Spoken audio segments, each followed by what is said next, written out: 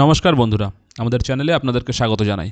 যারা চ্যানেলটিকে প্রথমবার দেখছেন তারা অবশ্যই চ্যানেলটি সাবস্ক্রাইব করে নেবেন এবং বেল আইকনটি দাবিয়ে দেবেন, যাতে চ্যানেলে দেওয়া সকল ভিডিওর প্রথম নোটিফিকেশান আপনাদের কাছে পৌঁছে যায়।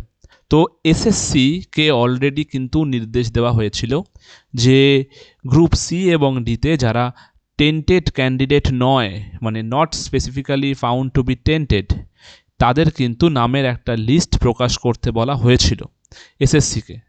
সেটাও বলা হয়েছিল কবে? 5 তারিখের মধ্যে। এখনও কিন্তু তার কোনো রকম আনটেন্টেডের লিস্ট কিন্তু এসএসসি দেয়নি। তো এর এগেনিস্টে এই যে রায় ছিল, অমৃতা সিনহা ম্যাডামের রায়, এর এগেনিস্টে কিন্তু এসএসসি সুপ্রিম কোর্টে গেছে।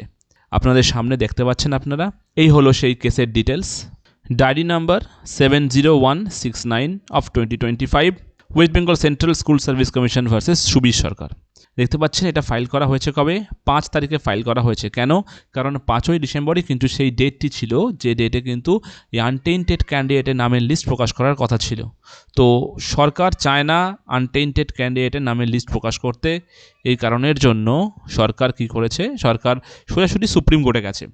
দেখতে পাচ্ছেন এই হলো সেই কেস। এবং আমরা যদি এবার এই কেসের আর্লিয়ার কোর্ট ডিটেলসে যাই, তাহলে দেখতে পাবো 1 নম্বরে আছে ক্যালকাটা হাইকোর্টে কেস নাম্বার WPA 27648 অফ 2025, 3 তারিখের অর্ডার, এর এগেনস্টে কিন্তু গেছে।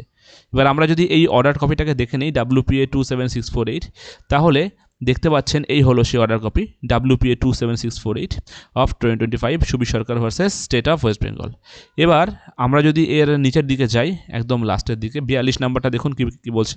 As the last date of filing the applications form has been extended till 8th December, the Commission shall take steps to publish the list prior, therefore, that the candidates not specifically tainted can participate.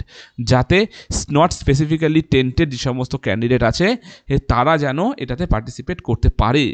এবং 43 নম্বর কি বলছে? If the commission is unable to publish the list of not specifically tainted by 5th December, then the commission shall permit the candidate whose name does not appear in the list of tainted candidates.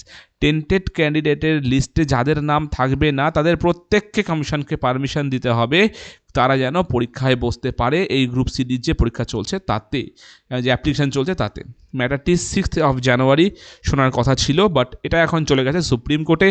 Supreme কোর্টে কিন্তু এখনও পর্যন্ত আমরা দেখতে পাচ্ছি যে এখানে কোনো রকমভাবে ডেট নেই যে এই ডেটে উঠছে, কেবল নতুন মামলা এসেছে।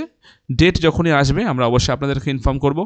তো এই হলো আজকের খবর, এখানেই শেষ করছি। ধন্যবাদ।